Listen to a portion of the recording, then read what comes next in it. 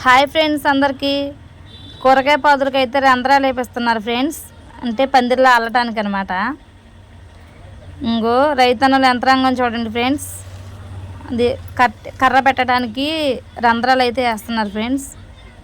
కూలోళ్ళతో తవ్వే పని లేకుండా ఆ మిషన్తో అయితే లోపలికి రంధ్రాలు పెట్టేస్తున్నారు అనమాట. ఇదిగోండి చూడండి ఫ్రెండ్స్. అట్లా రంధ్రాలు పెట్టుకెళ్ళిన తర్వాత మళ్ళీ ముగ్గురు కూలోళ్ళని పెట్టించి ఆ రైతు కర్రలు పాతిస్తున్నారు ఫ్రెండ్స్. అలా ఇది ఒక పక్క దోస పాదులు, టమాటా పాదులు, ఇంకా అటు సైడు బీర, గుమ్మడి కూడా పెట్టారు ఫ్రెండ్స్. అంటే ఇది టమాటాలకైతే ఇలా నిలువుగా పాతి పందిరిలాగా వేయకోకుండా చుట్టూ తీగతో అల్లేస్తారంట ఫ్రెండ్స్. కొంచెం టమాటా సైజు ఆ మొక్కలు ఎంత వరకు ఎదగలవో అంతవరకు ఇట్లా అడ్డంగా కడతారంట.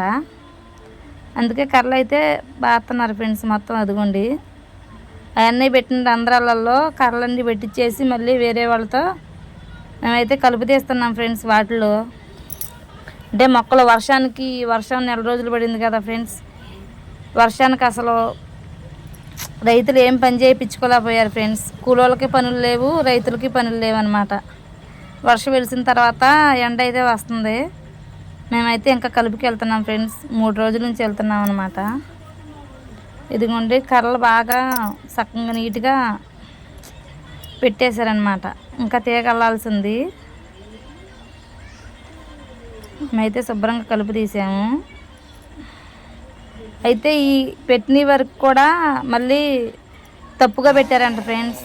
ఆ అన్నయ్య రంధ్రాలు మళ్ళీ తప్పుగా వేరే బోధుల్లో వేస్తే మళ్ళీ రెండో రోజు ఆ అన్నయ్య వేరే అన్నయ్య మళ్ళీ రంధ్రాలు వేపిస్తున్నారు ఫ్రెండ్స్. వేరే అంటే మళ్ళీ ఆ బాతిన కర్ర తీసి మళ్ళీ ఇప్పుడు వేసే రంధ్రాలలో మళ్ళీ పెట్టాలంట ఫ్రెండ్స్. మళ్ళీ కూలోళ్ళని పెట్టి మళ్ళీ ఆ రెండో పని చేపిస్తున్నారు అనమాట. ఒక పని 2 సార్లు చేయాల్సి వస్తుంది ఫ్రెండ్స్.